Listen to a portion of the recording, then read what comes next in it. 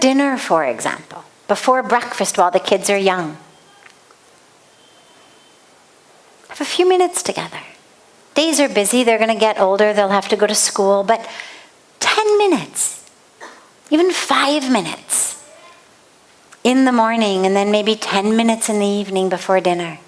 Just a morning, you light a lamp in the temple together. Maybe you chant 2 mantras, and you close your eyes for 2 minutes of meditation. And together you bow to the divine. Then you have breakfast, then they go to school. And then in the evening, before dinner, gather together. If you can have an arti in the home, fantastic, nothing like it. But even if not that, have 10 minutes together, a few prayers, a few mantras, a few minutes of meditation.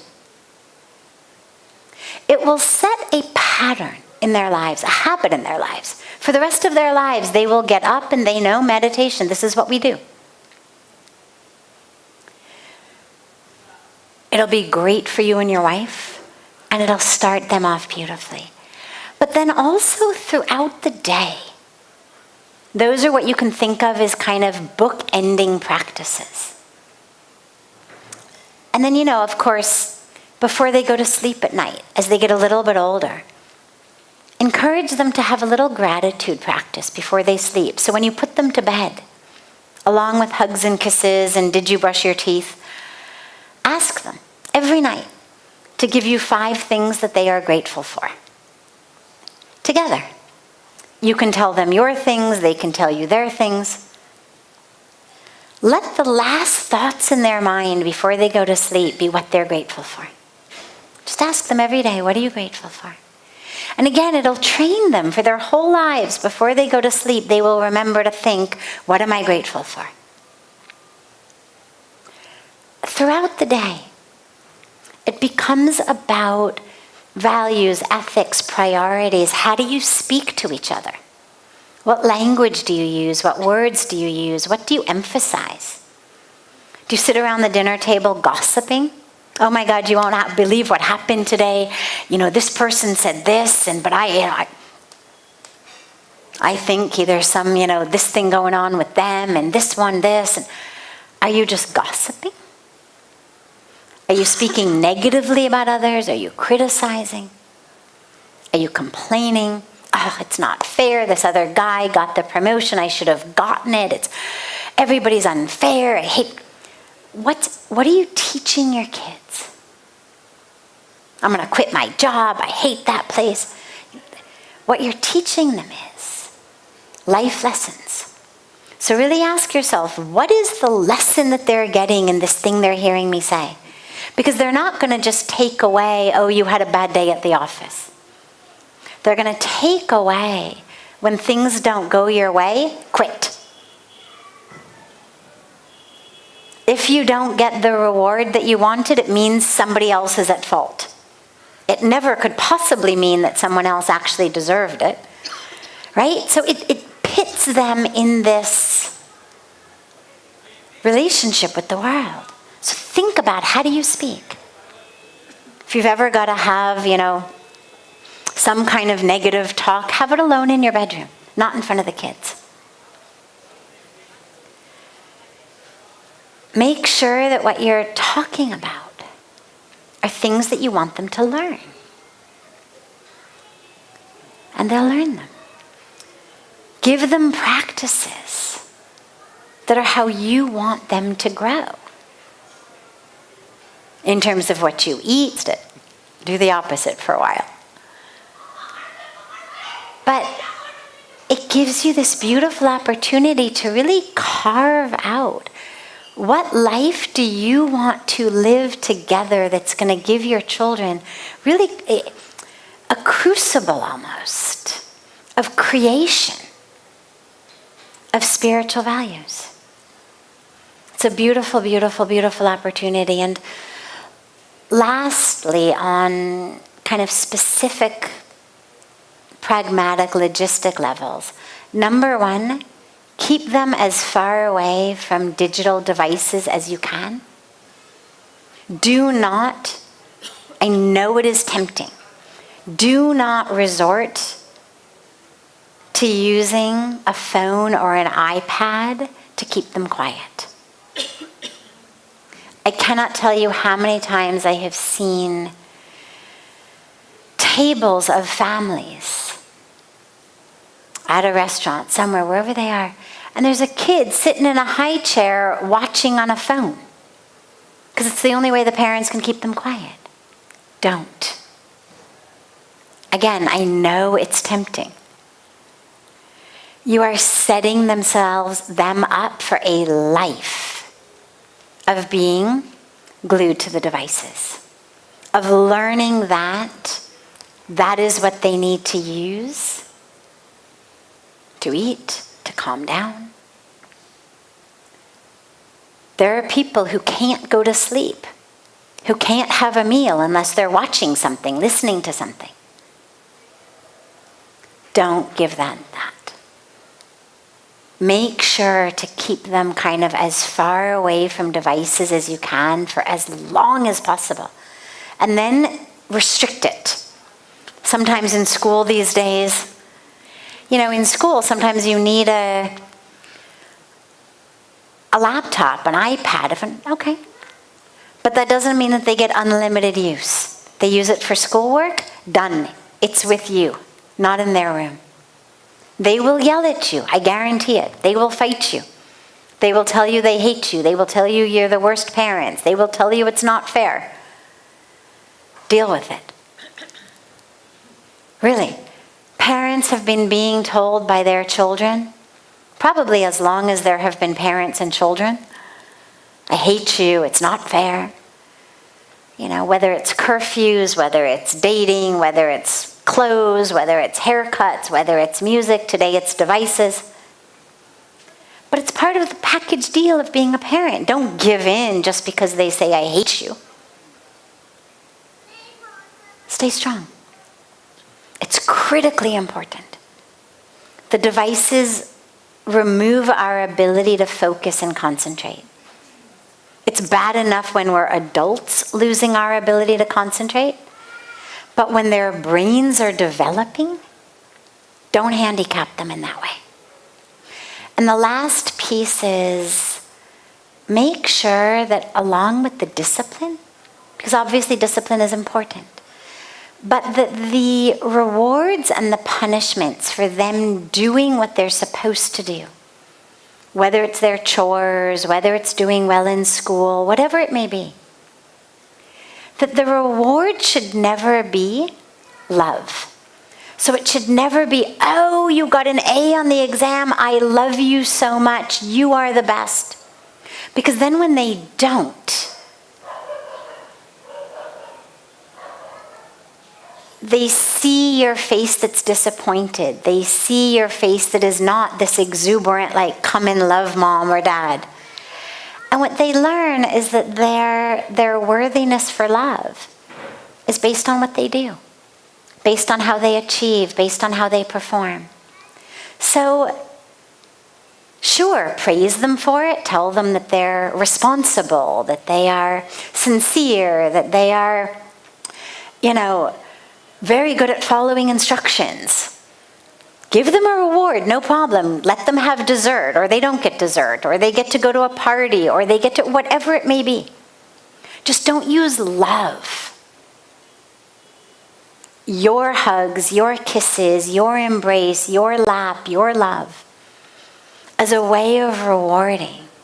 Because they should never equate love with what they do or don't do. The love should always be there. They fail the exam, you still love them. They don't get to go to the party this weekend, but you still love them. Sure. Great. Wonderful question. And congratulations on the anniversary. Thank you. Beautiful. Other questions? Yes.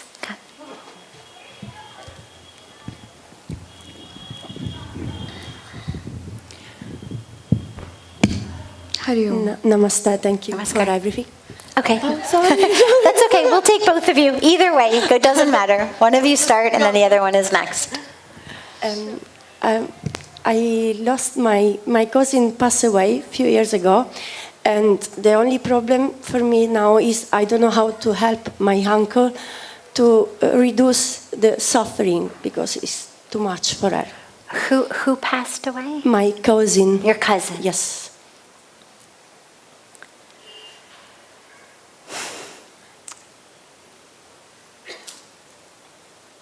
When someone we love loses someone they love, may also be someone we've loved, but when it's someone we really love and they lose someone,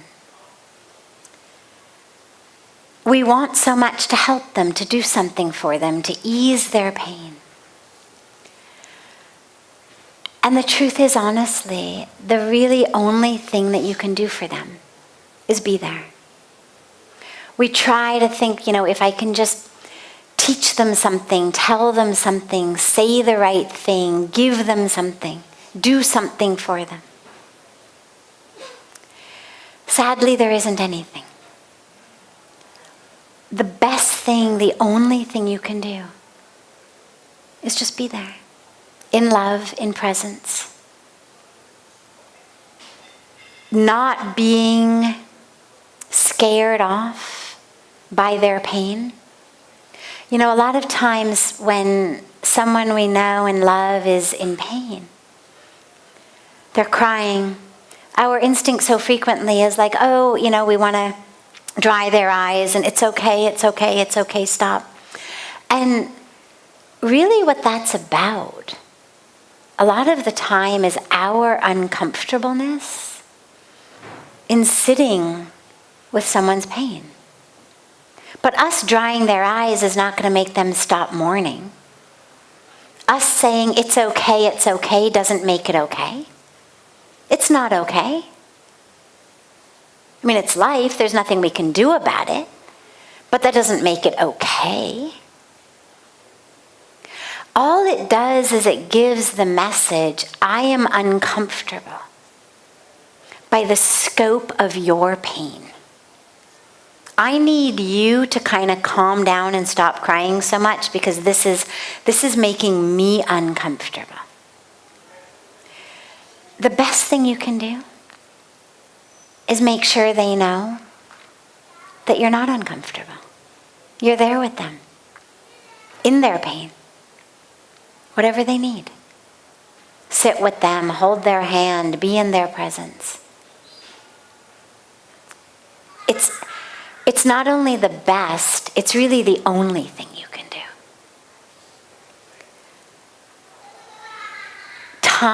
As time goes by, will not not take away the wound. Doesn't make the wound go away, but it will allow them to grow around the wound. They will be able slowly to put one foot in front of the other and begin to smile again, begin to come back to life. But it's going to happen on their timetable, not yours. Just be there with them. Just let them know you are there for whatever they need. And don't be shy to say, how can I support you? What do you need? 99 times out of 100, the only answer is nothing, just be here. Every once in a while, the answer may be, could you please take care of these guests who are coming home because I really just don't have the energy to face more people. But just allow them to know that you're there.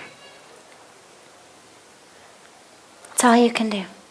Be prepared to go into that depth of pain with them so they know they're not alone. Yeah. And I'm sorry on the loss of your cousin.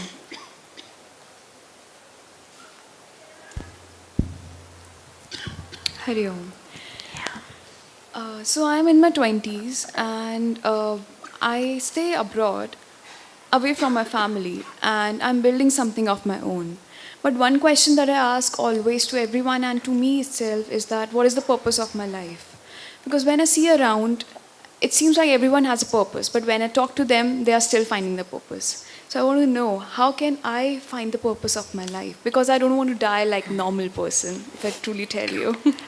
You don't want to die like a Normal person. Normal person. Without doing anything big. Okay. So, on the one hand, it's a very, very beautiful, wonderful, inspiring thought. I don't want to die like a normal person without doing anything big. On the other hand, the thought can actually be your greatest handicap, your greatest impediment. Recently, and it really is recent, it's certainly within my lifetime, and I'd say it's within the last maybe 20 years, could be 25 years, but it's not a long time. Somehow, being ordinary has become synonymous with being essentially worthless. And every single one of us somehow has this idea that in order for our lives to be worthy, to be meaningful, to be fulfilling, we have to do something that has never been done before. We have to achieve on a career level, an entrepreneurship level, a professional level, on one of these levels, a creative level, some level that we have to achieve a height that has not been attained. And it's beautiful to have that kind of drive.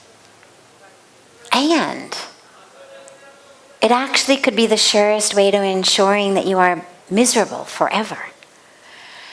Because that isn't actually the purpose of life.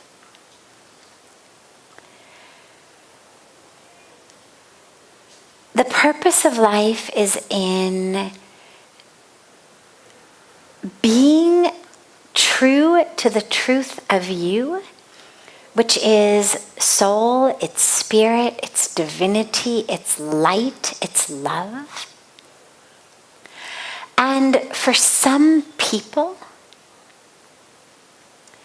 their highest dharma, their highest expression of the truth of themselves is in a way that is historic. You look at people like Gandhi. You look at people like Martin Luther King. You look at people like Florence Nightingale or Helen Keller. I mean, whatever culture you look at.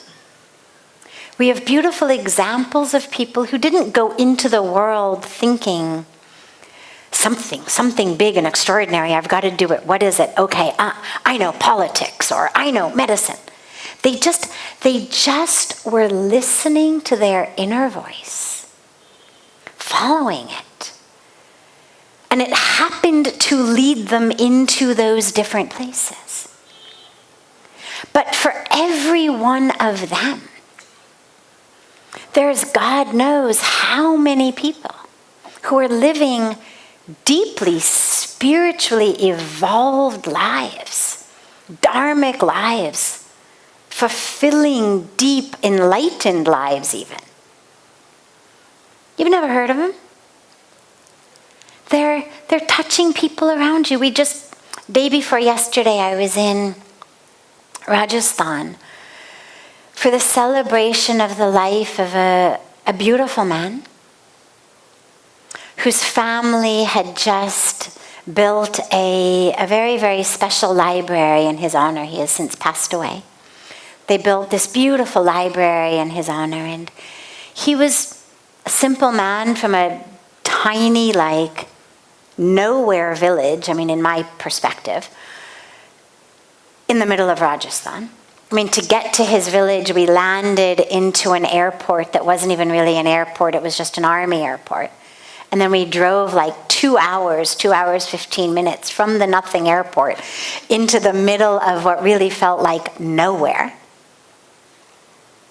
And from this village, this man had touched so many lives.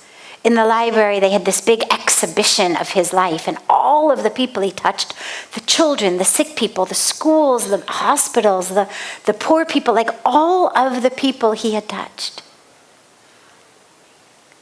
We knew him so well because he had come here, he was a very devoted man and had come to listen to a katha that was taking place here and heard Pujya Swamiji speaking in the Ganga Arti about the importance of planting trees.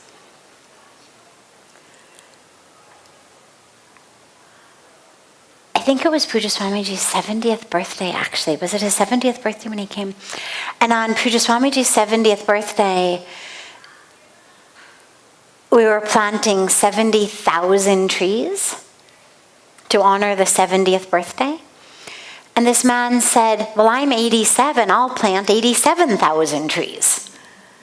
And he went back to Rajasthan and in like less than a year planted 87,000 trees. I mentioned just this story because you've never heard of him. Most people have never heard of him. I live here and didn't even know about him. I knew that there was a guy from Rajasthan who had planted 87,000 trees. I didn't know the details. Until here I was at the event looking at this library thinking, my God, how beautiful. Now his entire family, and huge extended family, young, very well educated, now they're all dedicating their lives to following in his footsteps. Touching people, serving, now their children. Now you think of the ripple impact of just one simple man from a village in the middle of the desert who decided to just kind of do whatever he could. He ended up making enough money to do more. But I mention this because, yes, absolutely. Think big in terms of impact, in terms of benefit, in terms of healing. But don't think about it in terms of the level of prestige or this idea of somehow something that's never been done before, therefore, oh my God, people are going to look at it and they're... Use who you are, the light of you. And you don't have to drive yourself crazy racking your brain trying to figure out whatever it is. What can you do today? Because our purpose changes as we grow. Our dharmas, we don't come here with just one dharma. We have different dharmas at different times of our life. We have different dharmas in different relationships. Your ability to affect change and healing in the world in your 20s is very different from what it's going to be in your 60s. What can you do today?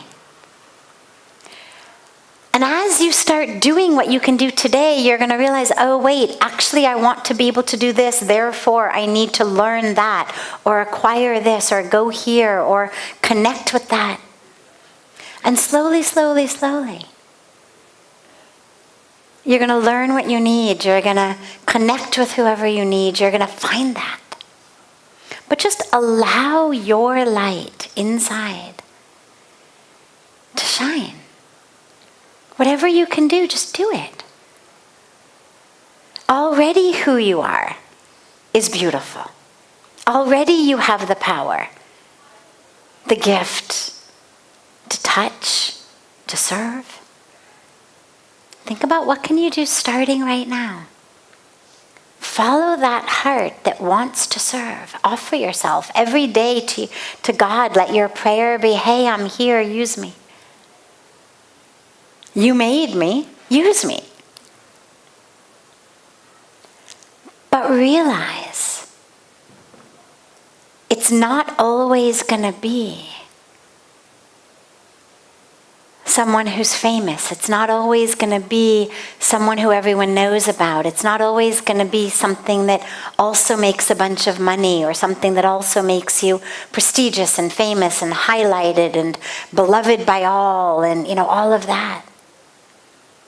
It may be very simple. I'll end with one of my favorite stories about this, true story. There was a group of, I think they were sociology students, might have been education students, but a group of students who were studying the impact of violent neighborhoods, gangs, drugs, violence on youth.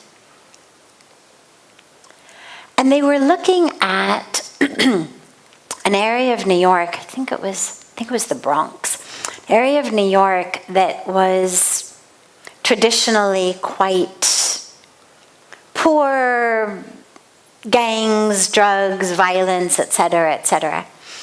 And what they found is that some huge percentage of the kids who had gone through school in all of the different schools they studied there, huge percentage of them had dropped out of school, had ended up dead or in jail, or some other horrible but kind of expected outcome from the childhood they'd had.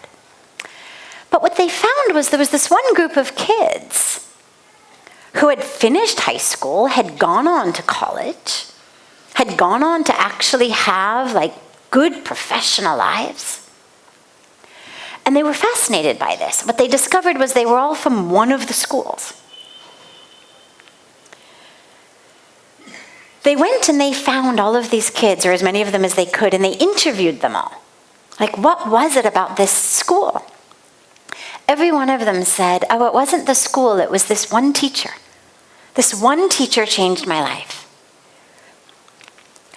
Makes me cry. And they went and they found that teacher, who at that point was 90. And they said, what did you do? How did you teach these kids? How did you get them free from drugs and gangs and poverty and all of that? What did you do for them? And she was just a simple old lady. A teacher in a poor area, making next to nothing. And she said, I don't know. She said, I just loved those kids. That's the power, right? So nobody knew her. She was not Times Person of the Year. Nobody knew who she was until this research finally came out, and I don't even think they ended up giving her name, because it ended up being research just really on what works in education. But I love the story. That's greatness. She didn't plan it. I'm gonna, be this extraordinary, historic teacher. She just did what came from the light of her, which was she loved. Who was she around? Students. So she loved the students. If you're a gas station attendant, you love the people whose gas you pump. If you're a checkout clerk at a supermarket, you love everybody whose bags you're packing. But you're sharing that love, you're impacting. You're changing the ripple in the world.